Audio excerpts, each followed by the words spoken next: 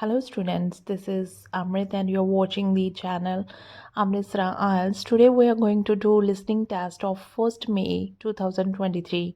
So it's a hard test. You should try this and this is the best for both academic and GT candidates of 2023. Okay, it come into the new format. I will sure you will make the 8 score. Okay, so make your target of day 2 and let's start the test. Complain about her new purchase.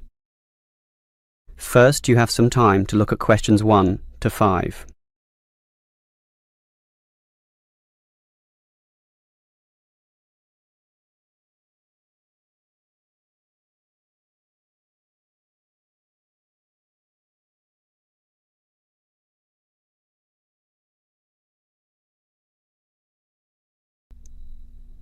Now we shall begin.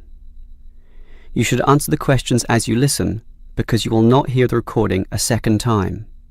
Listen carefully and answer questions 1 to 5.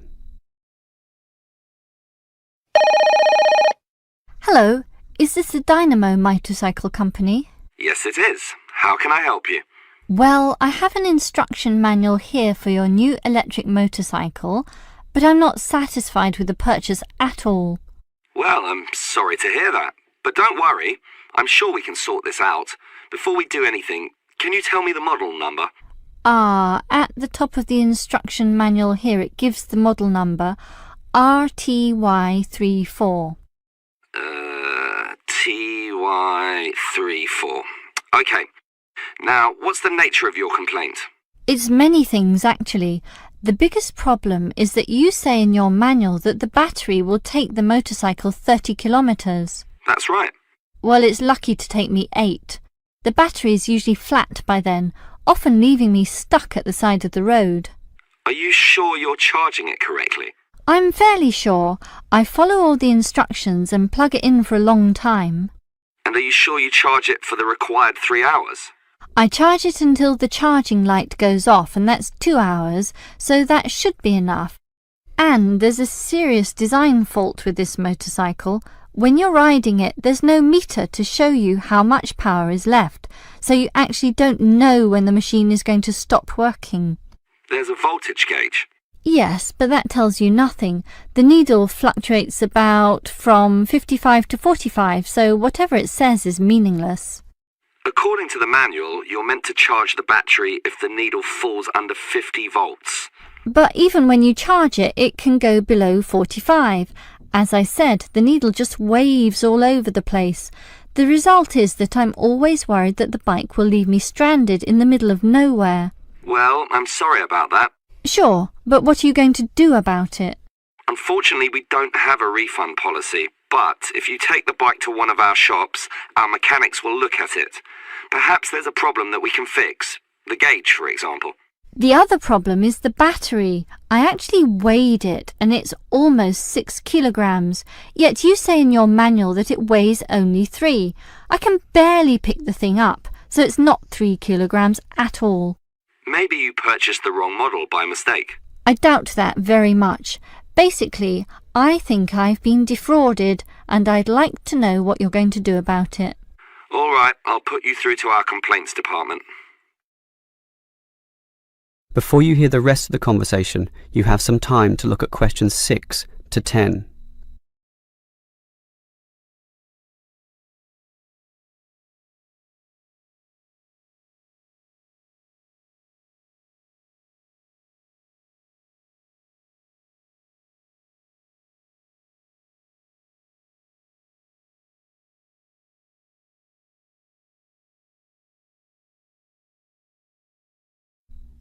Now listen and answer questions 6 to 10.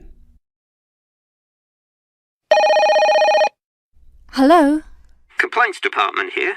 Apparently you have a complaint? Yes, I do. Let me tell you all about... It's all right. Our representative has already informed me about your problem.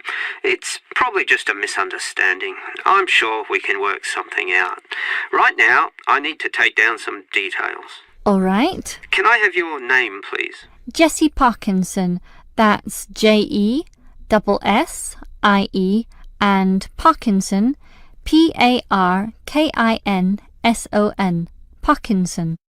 All right, what shall we list this complaint under? Parts, service, or performance?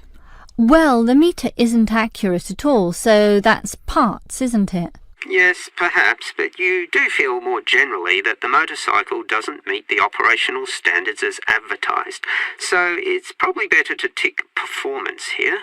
Can we tick both, parts and performance? No, we can only tick one, so let's not call it parts. We'll go with performance. Now, we may post some further forms and questionnaires to you, so would you mind giving me your address? Certainly, it's 45 Melrose Road. Melrose, M-E-L and Rose.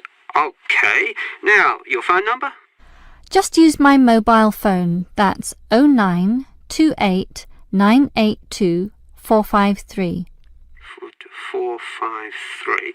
Okay, and if we have any follow-up questions, what time is best for ringing you?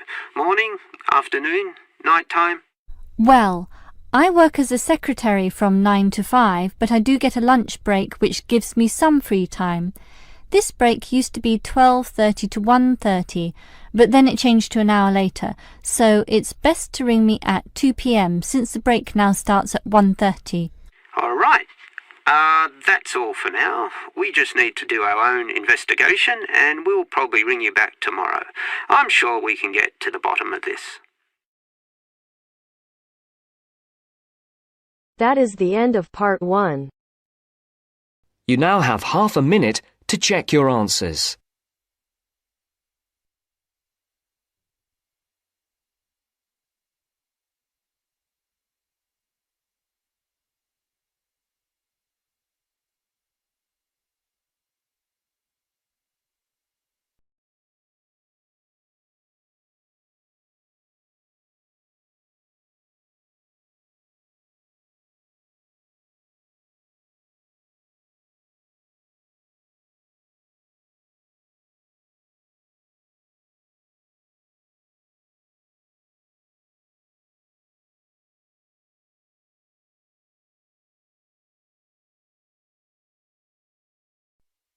Now turns to part 2.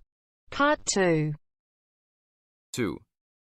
You are going to hear a talk given by an international student. First, you have some time to look at questions 11 to 16.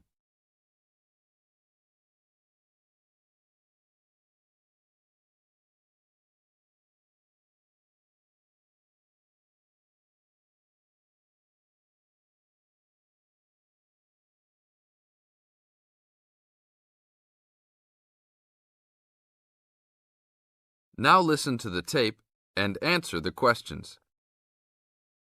As an international student coming from Sierra Leone, it gives me great honor to give these opening remarks and welcome you all to Ashesi University, where excellence is the code. I believe I speak on behalf of my fellow colleagues when I say we feel that we are the most fortunate and privileged university students in Ghana.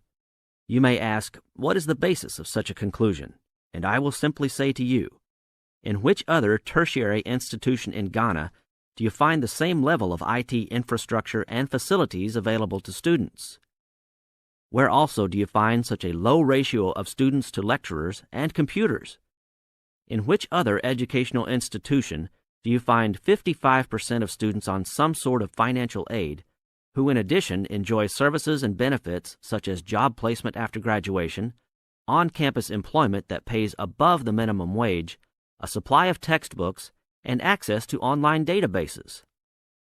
Ladies and gentlemen, there is no other institution of higher education in Ghana today that matches the learning environment and the quality of instruction at Ashesi. I could continue listing reasons why we students feel this way, but I only have 5 minutes for this speech.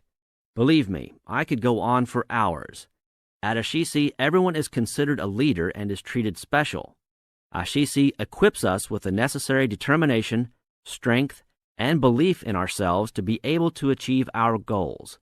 We are being taught to think outside the box and to question and challenge our assumptions about the world we live in.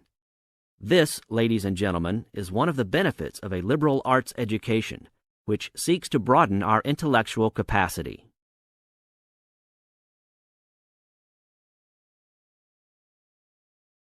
Now look at questions 17 to 20.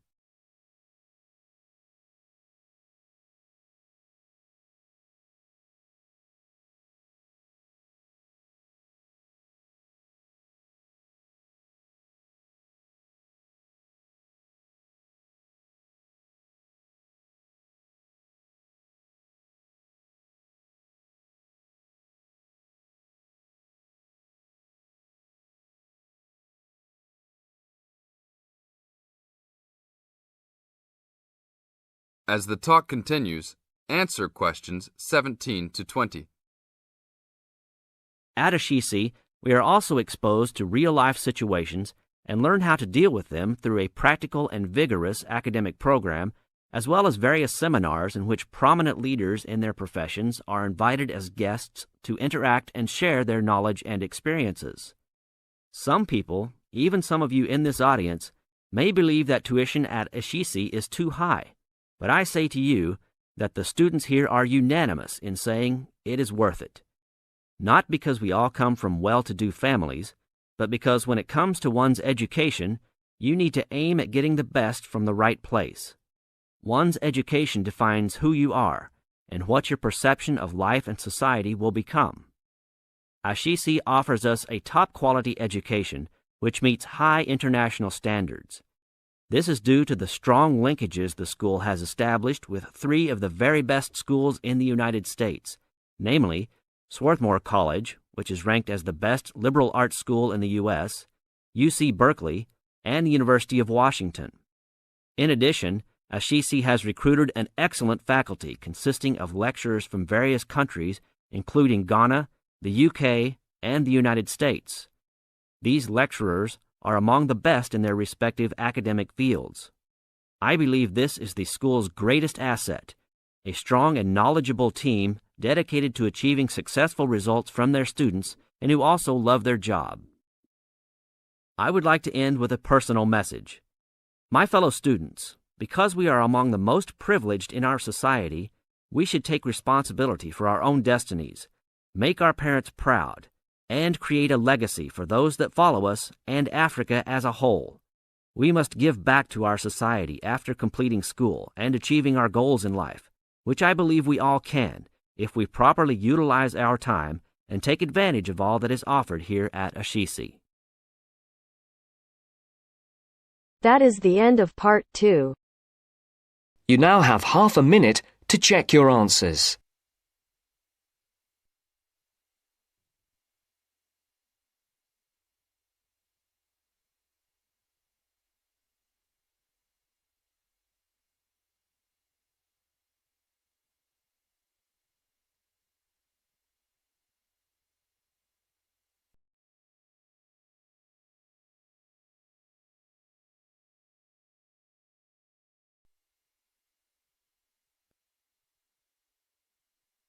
Now turns to part 3. Part 3. You will hear a student union officer's speech. First, you have some time to look at questions 21 to 25.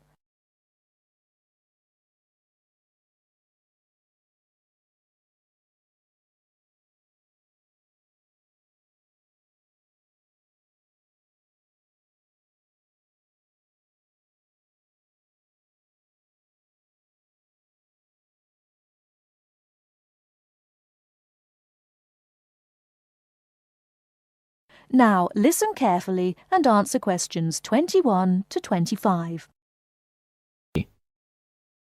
Hi there. May I wish you a very warm welcome to Ealing College, and more especially to the Student Union. The Student Union is run by 4 sabbatical officers, of which I am one. As the President, I am charged with the overall day-to-day running of the Union itself, according to established policies within the Constitution. We also have a brilliant staff team who'll help us, and you'll meet them when you have 5 minutes to drop in and see us. The last year has seen the Student Union grow from incorporating a bar and a few offices with a small shop into being a thriving concern, which controls, to its credit, 2 bars, a cafe bar or restaurant, a shop, a comprehensive welfare department, and numerous offices. All this has been achieved by sheer hard work and dedication on the part of last year's sabbatical team and staff, who overcame many obstacles and teething problems, but won through in the end. This year, our aims as a team will be to consolidate on what has already been achieved, and to secure the future of the Union. With the new post of Vice President, Social and Communications, our main emphasis will be on communications within the college, which has always proved a problem in the past, but one which we hope to improve upon this year. One way will be the regular publication of a student union magazine, so all you budding journalists, come on down. Before you hear the rest of the talk, you have some time to look at questions 26 to 30.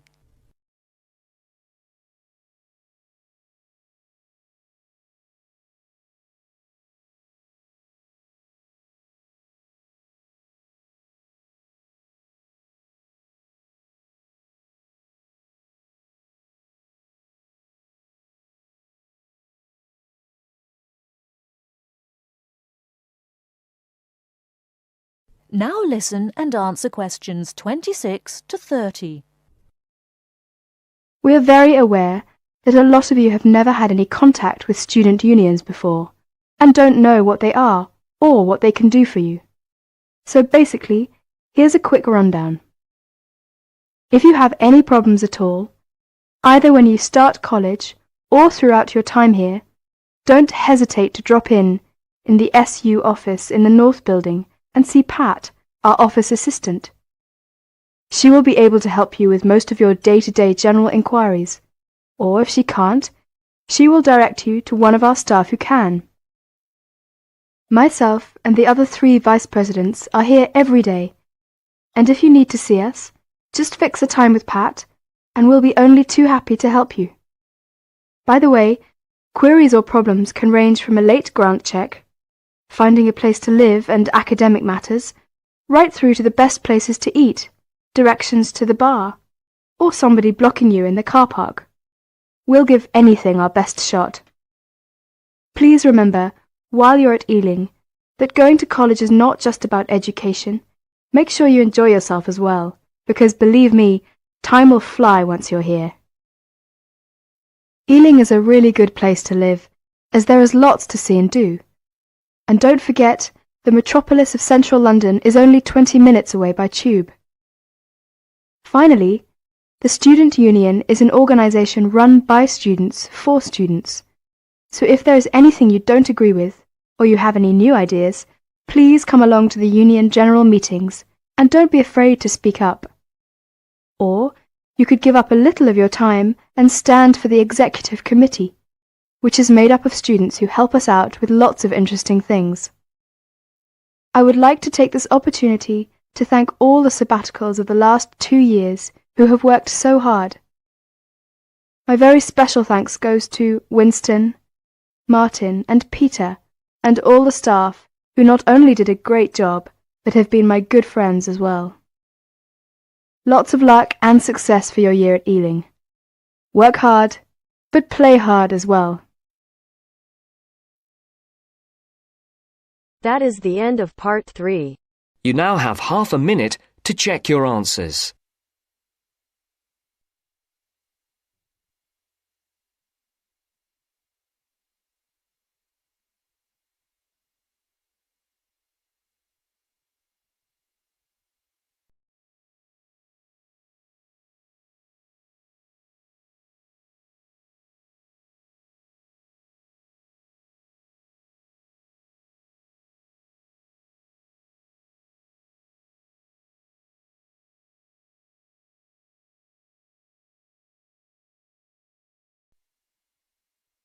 Now turns to part 4.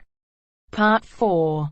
You are going to hear a lecturer giving a talk on a type of fundraising for business called crowdfunding. First, you have some time to look at questions 31 to 40.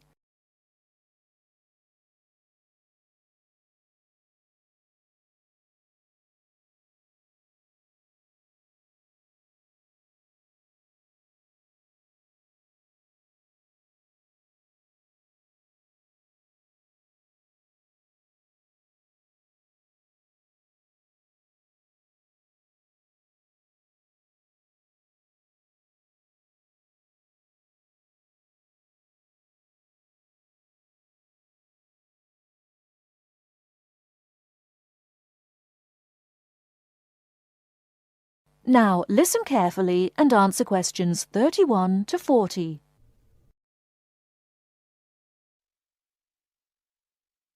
Good morning, everyone. Today we're continuing our look at funding opportunities for small startup businesses. The emergence of social media has given companies the ability to connect with fans and potential customers directly. On the back of the growth in social media, a model of raising finance has emerged known as crowdfunding. This revolutionary way of raising finance began with micro-lending in the 90s. More recently, an equity-based model has emerged that allows people to invest directly in a new company. We're going to examine this in more detail later, but let's turn first to a third model, which I'll term a fan-based model. With this model of crowdfunding, individuals are encouraged to give an amount of money to support the launch of a project or initiative without the promise of any financial return. Instead, there's a reward for donating. This contrasts with the micro-lending model, which would require a return on investment, and the equity-based scheme, which may offer shares. Crowdfunding portals or websites allow the business concerned to present the initiative along with the financial target required. There's a fixed time limit for fundraising, and if the target amount is reached, all donations are paid to the company or individual. Whether it's an author planning to write a new book, an independent film company looking to make a new film, or a technology company with an idea for an app, the person or company needing funding would turn to its fan base for support. This is managed through one of the many crowdfunding online portals that have emerged. Of course, a fan or supporter of a particular initiative is likely to give money anyway. But donation-based crowdfunding will often make donating even more attractive by offering a rewards-based incentive scheme. Let's take a film company, for example, that needs funding for a new film. For a small set donation, the donor might be offered a free ticket to the premiere or a DVD of the film. A larger set donation might be rewarded by the chance to attend a launch event when the film goes live. Those people who make bigger donations could even be offered the chance to meet the cast of the film, whilst the highest level donation could see the person's name mentioned in the film credits. For companies that already have a significant fan base, crowdfunding offers a fantastic opportunity to raise money quickly from a large number of people, each of whom donates just a small amount of money. Compare this to the time and effort that would be needed to sell your idea to investors or your bank manager, particularly in an age when raising finance can be difficult. The company may also have links with partner companies or organizations that run fundraising events. In this case, you can significantly increase participation by working with these organizations to promote your crowdfunding project. Another significant advantage is that you can reach out to your fan base for feedback on the project while it's being developed, thus making the final product more appealing. Crowdfunding enables you to raise awareness of the product at an early stage, thus increasing the potential for sales. With so many people behind you, it can also act as a great incentive to get the best possible product out on time and on budget. However, there are disadvantages to bear in mind. The model can be described as all or nothing. If you don't reach the monetary target required in the agreed time, all promises of donations are cancelled and no money is paid, leaving you back at square one. Should this happen, or still worse, you receive the funding but are unable to come up with the product, not only will your fans end up disappointed, but the portal will record the fact that you failed to reach your target, or that the initiative failed. Fulfilling all the pledges that you've made to people can also be very time-consuming. For example, remembering to send out copies of books or free cinema tickets can sometimes be forgotten in the excitement and frenzy of launching your product. People sometimes forget to factor in the cost of rewards when calculating profit margins. But these can be significant. And finally, if you have a small fan base, for example, you're a new company or have a small social media footprint, raising awareness of your initiative will be challenging. These drawbacks aside, donation-based crowdfunding is a wonderful opportunity for individuals or small startups to raise funds for that exciting new project whilst reaching out and connecting to the people who are most likely to support and promote your work for you.